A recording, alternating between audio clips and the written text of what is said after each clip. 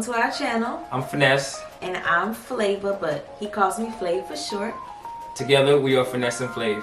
Today's video is all about how to survive your first vacation as a married couple. Right.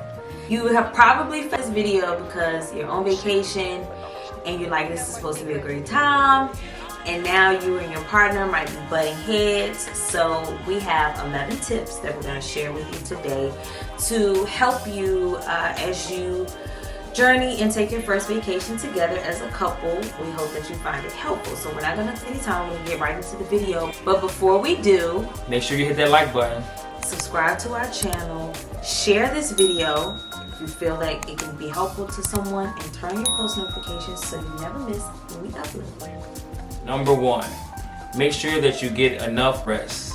Try to be proactive, like packing early and setting appointments on time. You want to make sure that you make your hair appointments, your haircut appointments, or your hairstylist appointments in advance in case they have early bookings and things like that.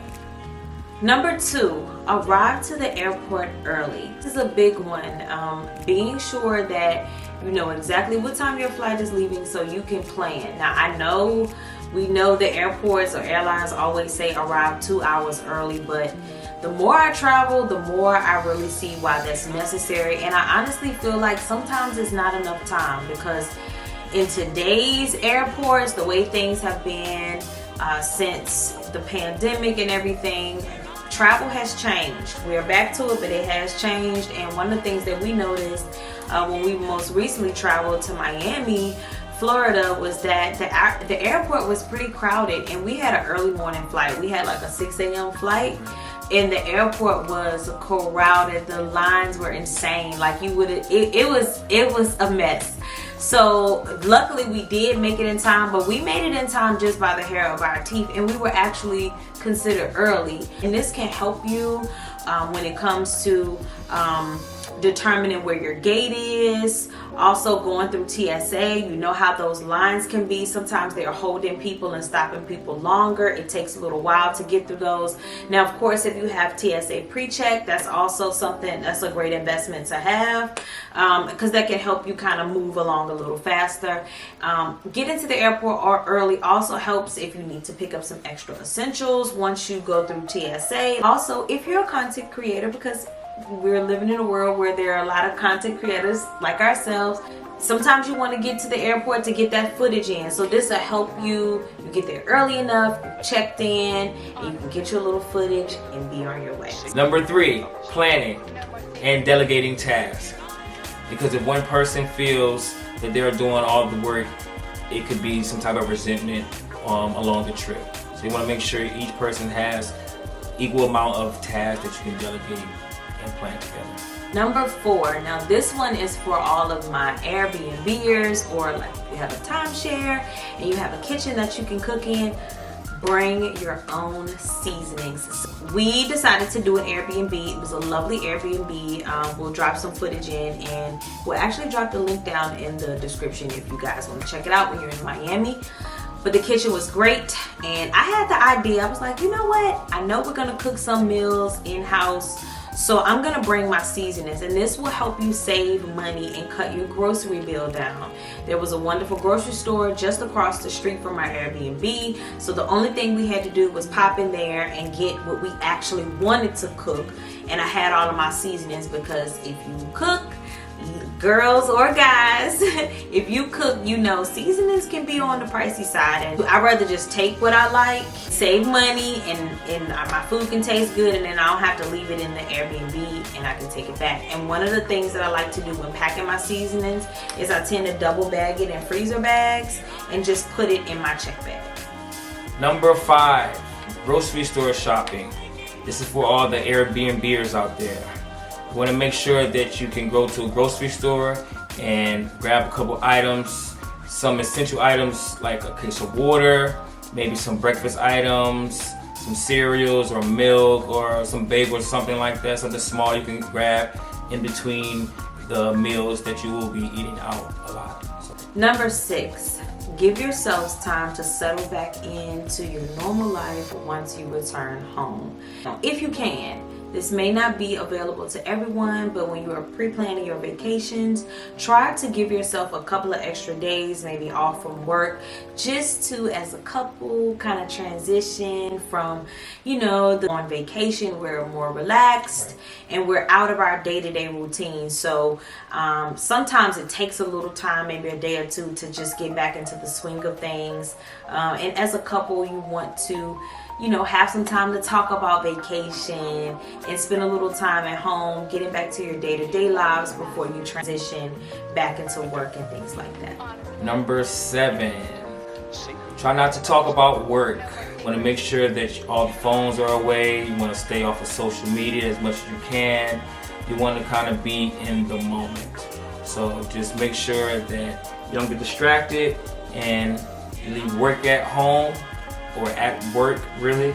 And if you're on vacation or on break, just stay present.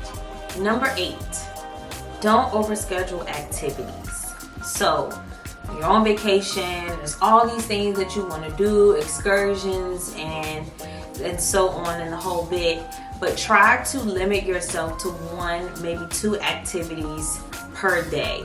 One of the things that has helped us, or that we like to do, is we kind of have a pre-game, a pre-planning session before we go. We look at different excursions and activities, and we kind of find out from each other what are your main things that you just have to do, that you don't want to leave this vacation without doing it. And sometimes I'll go in and make a little itinerary, and on that itinerary I'll put in red the things that Faness just has to do, the things that Flava just has to do, and that helps us not miss out on those things, and then we can spread them out, because sometimes one activity could take up all of the day or half of the day. So this keeps you from feeling exhausted, from getting cranky with each other, and everybody gets to do what they wanted to do. Number 9, allocating funds. This is a huge and important part. You want to make sure that you have allocated funds for your food, your beverages, your entertainment experiences, and just all the miscellaneous, spontaneous things. You want to allocate certain funds for those things, especially your alcoholic budget. You want to make sure you have an alcohol budget, because for those who like to vacate and really enjoy the break, you want to make sure that you don't go over a budget, and alcohol could be expensive when traveling on vacation. So just make sure that you have a budget and you allocate funds in the proper places. I like that, Faness. That's a good tip. Thank you. Good tip. Number 10. So this one is kind of like, to me, a big one. Like, I feel like it's a holy grail. And that is, have a conversation with your spouse or with your partner about what your vacation style is. So what I mean by that is, are you the adventurer that has to do like all the hiking, the climbing? You gotta do what are the little bikes, the ATVs. Are you that person that has to just always be in the mix and always be doing something, partying? Or are you the beach bum? Or do you want to just relax and just be unbothered? That's important, because you need to know what's important to your partner and how you like to vacation. And I like to say what works for us is finding a happy medium. One of the things that we learned on our most recent trip to Miami was that Faness is definitely, I won't say maybe he's more adventurous than me. I'm sometimey. So sometimes I'm adventurous, and sometimes I want to beach bum, and I don't want to do anything. But I also struggle with FOMO. I have fear of missing out. One of the things I suggest is finding a happy medium. For me, I'm a person who recharges best alone.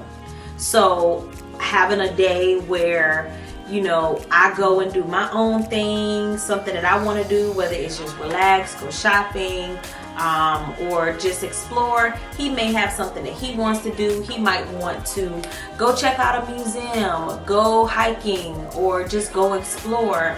And then we meet back up. Maybe we'll meet up later for dinner, and that gives you something to look forward to, and it also gives you something to talk about. You can talk about your adventures when you meet up. Another thing that I will add is that one of the things that we learned at our most recent vacation was that it takes us a few days to adjust to being on vacation. So one of the things we learned is that Faness likes to have a day or two to just take in where he's at.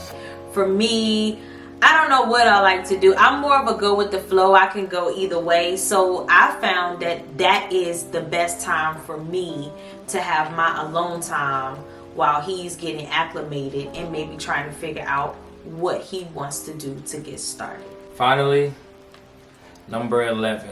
Make sure that you ask your partner how they feel about some alone time on vacation. You know, vacations together and breaks together usually spend all the time together. But you want to make sure that you ask your partner how they feel about going to the spa, if they want to have a day to go get massages, or they want to sit by the pool by themselves, time to meditate, they want to go to the gym.